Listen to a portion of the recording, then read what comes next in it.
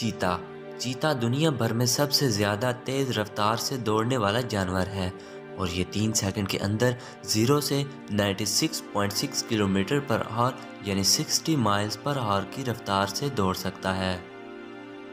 लेकिन चीता एक वक्त में सिर्फ 60 सेकंड्स यानी 1 मिनट तक दौड़ सकता है और ये दौड़ते वक्त ज़मीन से ज़्यादा हवा में रहता है। चीता 109.4 से 120.7 किलोमीटर पर आवर यानी 68 से 75 माइल्स पर आवर की तेज़ रफ्तार से दौड़ सकता है।